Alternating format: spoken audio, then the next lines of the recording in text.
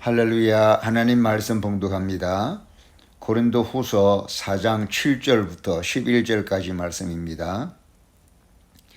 우리가 이 보배를 질그릇에 가졌으니 이는 능력의 심히 큰 것이 하나님께 있고 우리에게 있지 아니함을 알게 하려 함이라.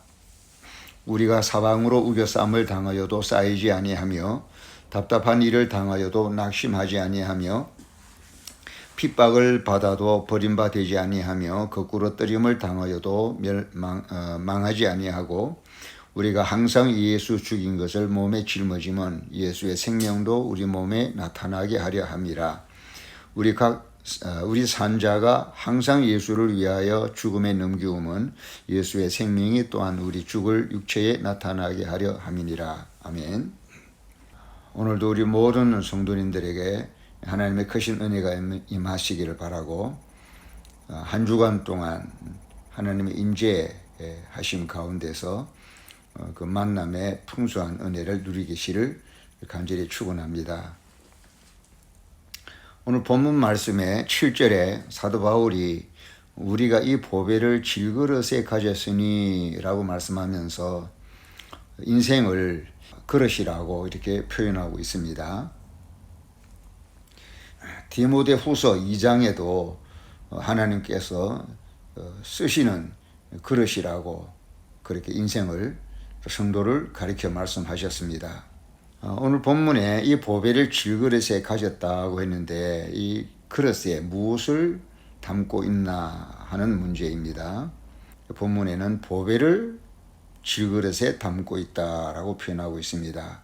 한 생을 살아가면서 그릇과 같은 우리의 삶에 무엇을 담느냐 하는 거 굉장히 중요한데 흔히들 그런 것처럼 욕망이나 욕심이나 본능 이런 것만 우리가 담고 산다면 참 허망한 삶이 되지 않겠습니까?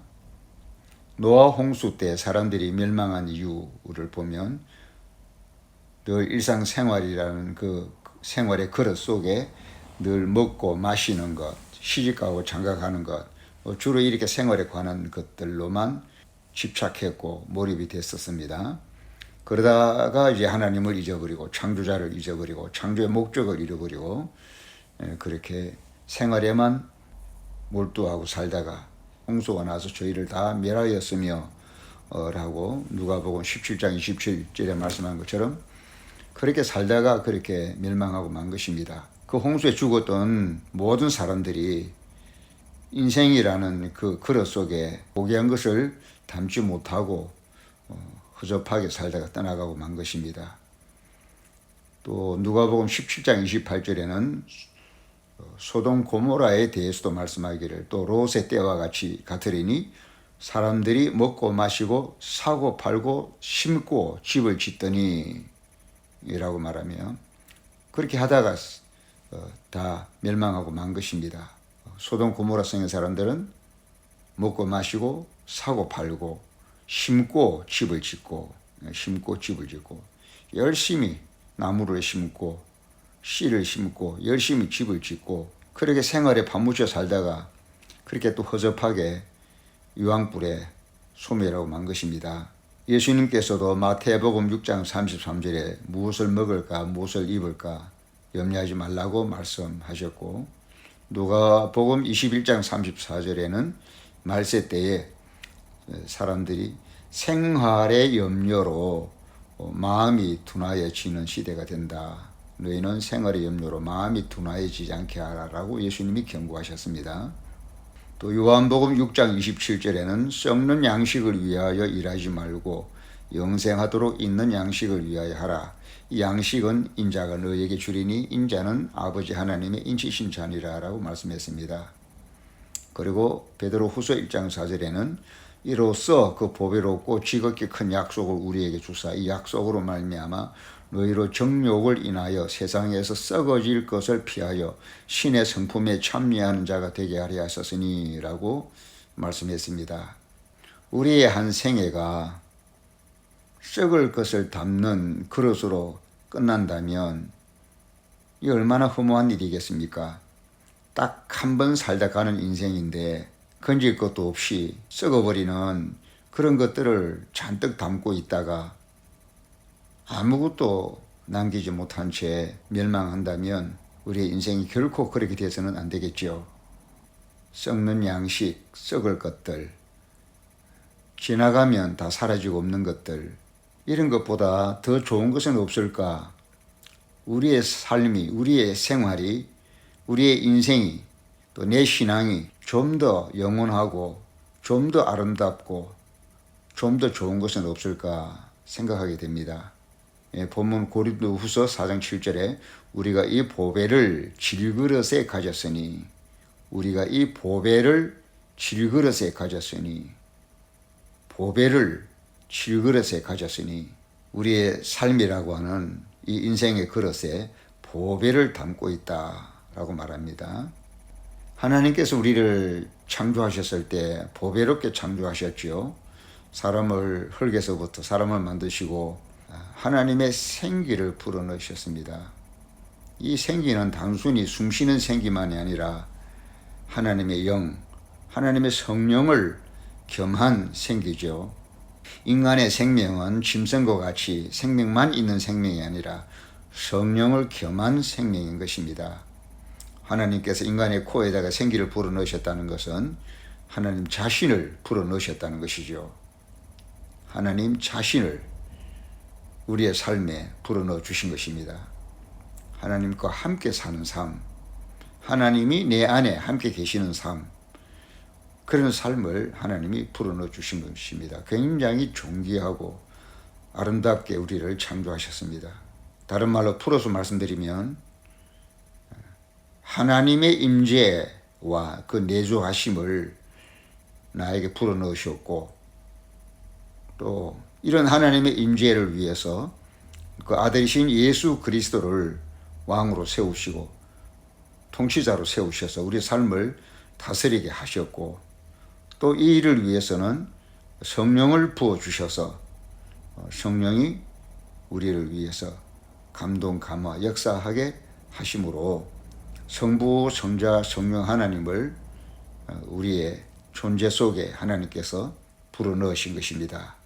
그래서 우리는 이런 부활의 예수님을, 이런 성령님을, 이런 하나님의 임재를 모시고 있는 이런 보배로움을 우리 삶이라고는, 생활이라고는, 또 몸이라고는 이 그릇 속에 담고 있는 것입니다. 내 안에 계신 하나님 아버지와 나의 영원한 목자, 나의 왕 예수님, 그리고 나의 보혜사 성령님은 영원히 썩지 아니할 보배와 같습니다. 영원히 사라지지 않는 꿈과 같습니다. 그래서 베드로전서 3장 3절에서 4절까지 보면 너희 단장은 머리를 꾸미고 금을 차고 아름다운 옷을 입는 외모로 하지 말고 오직 마음에 숨은 사람을 온유하고 안정한 심령에 썩지 아니할 것으로 하라. 이는 하나님 앞에 값진 것이니라고 말씀했고, 베드로전서 1장 7절에는 너희 믿음의 시련이 불로 연단하여도 없어질 금보다 더 귀하여 예수 그리스도에 나타나실 때에 칭찬과 영광과 존귀를 얻게 하려 함이라. 사람의 생애가 죽음과 함께 끝나는 것이 아니라 예수 그리스도에 나타나실 그날에 영원한 칭찬과 하늘의 영원한 영광과 존귀를 얻게 한다라고 그렇게 약속하고 있습니다. 이렇게 우리 인생은 욕망이나 욕심의 쓰레기통과 같은, 시궁창과 같은 그런 파묻혀 있는 냄새나고 귀퀴한 썩어질 것들로 가득 찬 삶이 아니라 잘만 선택하면 영원한 보배를 담고 있는, 영원에까지 이어지는 보배로운 그릇이 될 수 있다는 것입니다.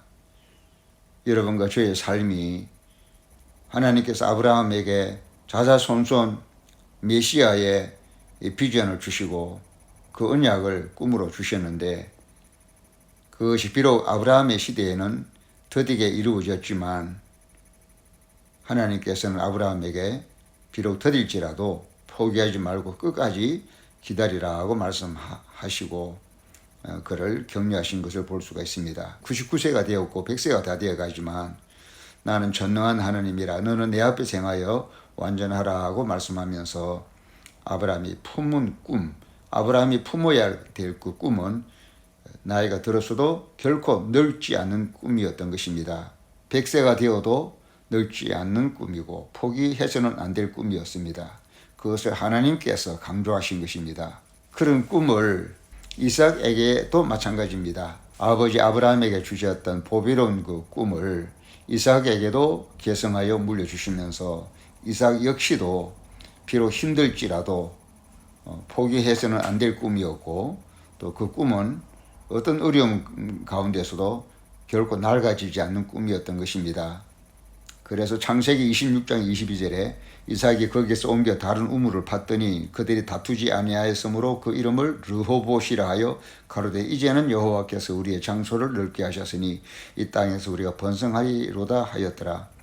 조상 아브라함에게 하나님이 꿈을 주시고 늙어도 결코 늙어지지 않는 꿈을 하나님께서 주시더니 이삭에게도 많은 주변 사람들의 방해 공작과 우물을 방해하는 그 어려움 가운데서도 여기저기 옮겨 다니면서 다툼이 멈출 때까지 계속 우물을 팠고 드디어 하나님께 응답을 받아서 다툼이 없는 우물을 확보하고 그곳을 르호봇이라고 이름하면서 이 땅에서 우리가 번성하리로다.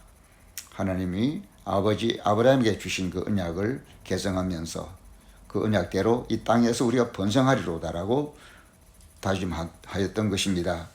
이와 같이 힘들어도 낡아지지 않는 꿈, 더딜지라도 바로 그런 꿈을 사도 바울도 꿈을 꾸었습니다. 오늘 본문에 있는 말씀, 우리가 이 보배를 질그릇에 가졌으니 부활하신 예수의 생명을 담은 그릇이고 하나님의 임재와 보혜사 성령님을 담은 그릇이라고 사도 바울이 그렇게 고백하고 있는 것입니다.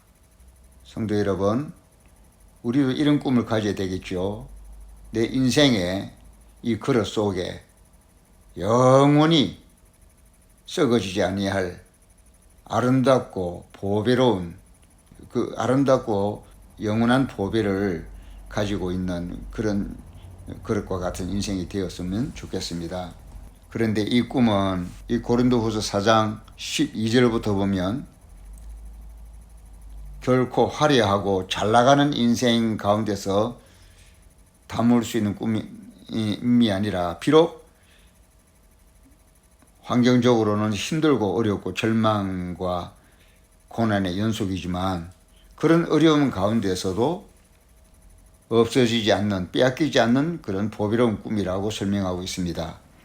네, 고린도후서 4장 8절에 보면 우리가 사방으로 우겨 싸움을 당하여도 쌓이지 아니하며 답답한 일을 당하여도 낙심하지 아니하며 핍박을 받아도 버림받지 아니하며 거꾸로 때림을 당하여도 망하지 아니하고 우겨 싸움을 당하고 답답한 일을 당하고 핍박을 받고 또 거꾸로 때림을 당하고 하는 이런 억척스러운 환난과 고난의 연속, 계속되는 절망적인 상태, 그런 가운데서도 없어지지 아니한 마음속에 담고 있는 보배라고 이렇게 설명하고 있는 것입니다. 가난해도 병들어도 부족해도 실패를 했어도 내 인생의 그릇 속에 담고 있는 이 영원한 보배는 그야말로 영원하고 아름다운 보배인 것입니다. 하나님의 임재를 모시고 예수의 통치를 받으며 성령님이 역사하시고 도우시고 감동하시는 그런 삶을 사는 것을 우리가 꿈으로 여기고 그것을 꿈으로 붙잡고 살아갈 때에 이 아름다운 보배를 질그릇에 가진 것과 같아서 우리는 웃을 수가 있고 감사할 수가 있고 행복할 수가 있는 것입니다. 잠깐 살면서 세상에 있는 먹을 것, 입을 것, 쓸 것 이런 것들 또는 물질과 부유함 이런 것들로 인해서 만족하는 것보다 영원하신 하나님을 보배로 담고 영원하신 예수 그리스도, 부활의 예수 그리스도의 그 생명을 보배로 담고 성령님을 내 보혜사로 담고 살아가는 인생이 되기를 꿈꾸고 이런 꿈을 가진 성도는 참 행복합니다. 귀합니다. 아름답습니다. 희망스럽습니다. 하나님, 영원하신 예수 그리스도, 영원하신 성령님을 우리가 보배로 붙잡고 살아가는 인생이라고 한다면 우리는 이미 성공한 인생이고 세상에 부러울 것이 없는 인생이 될 것이고 가장 확실하고 안전하고 든든한 삶이 될 것입니다. 전능하신 하나님을 내 아버지로 부활하신 예수 그리스도를 나의 목자, 나의 왕으로 성령님을 나의 보혜사로 늘 가까이 모시고 사는 것을 매일의 꿈으로 여기고 그 꿈을 성취하며 귀하고 영광스러운 그런 성도가 되시고 그런 삶을 사시고 그런 삶에 누림이 있으시기를 주님의 이름으로 축원합니다. 아멘.